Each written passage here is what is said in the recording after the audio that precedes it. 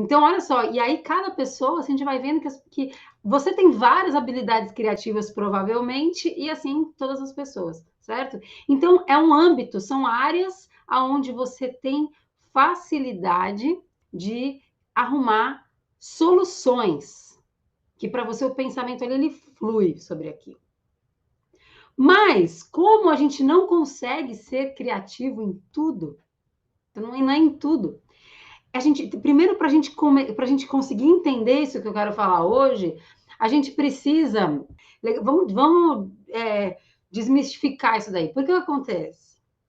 Como a criatividade ela se encarrega um tanto desse mistério, dessa magia, parece que tem uma magia, né? Parece que tem algumas pessoas às vezes acham que é tipo uma inspiração divina que ela é concedida para poucas pessoas que foram escolhidas.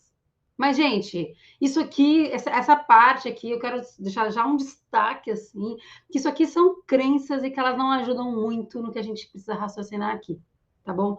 Quando a gente vai para dimensionar que é uma coisa muito assim, sei lá, que só pessoas especiais têm, isso aqui a gente já bagunça. Porque, primeiro, quando a gente entende que, sim, cada pessoa é muito criativa e é criativa em diversas áreas, aquilo já fica assim, então tá, calma, a criatividade em si, ela não é uma coisa só de algumas pessoas, certo? Então, beleza.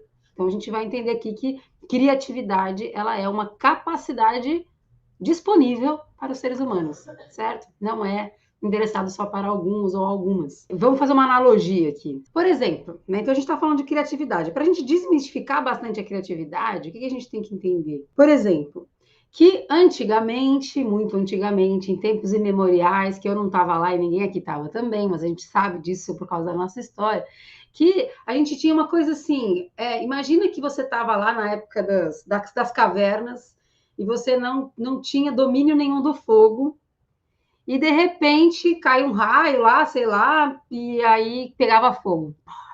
E aí você ficava assim, caramba, meu, isso aqui é obra do quê? É obra dos deuses, só pode ser, porque do nada isso aqui surgiu da onde? É o fogo, ele queima. Será que é uma.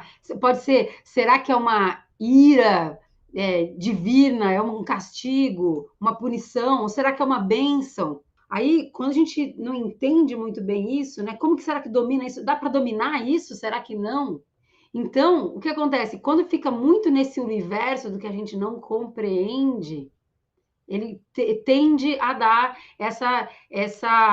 esse espanto, essa coisa meio assim, não sei, deve ser só de alguns, sabe essa coisa assim, como se fosse, oh, um grande fantasma, uma coisa assim. Então, o que acontece?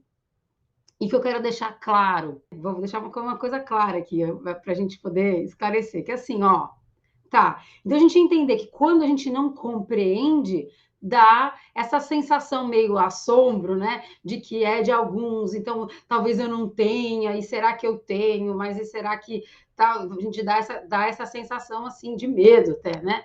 Por outro lado, então, quando a gente começa a compreender, tudo fica mais simples. Quando você fala assim, não, calma, o fogo, ele é uma reação, e aí ele pega, né, ele precisa de um combustível e tal, e você vai compreendendo, você precisa da manutenção, ele precisa de ar, e você vai raciocinando assim, até que hoje o fogo, eu vou ali no fogão, na cozinha, aperto dois botões, giro um, aperto o outro e acende o fogo, tá na minha cozinha. O que é legal, ó, o que eu tô falando com isso, eu quero também aqui deixar claro para vocês, que assim, isso que eu tô dizendo não é para a gente tirar a magia no sentido da poesia do fogo, da beleza do fogo, da beleza da magia da inspiração também. Porque quando a gente faz um link criativo, isso também não é uma. Não, tem a sua beleza, a sua poesia. O que eu quero que a gente entenda, que a gente converse aqui, é que a gente possa entender como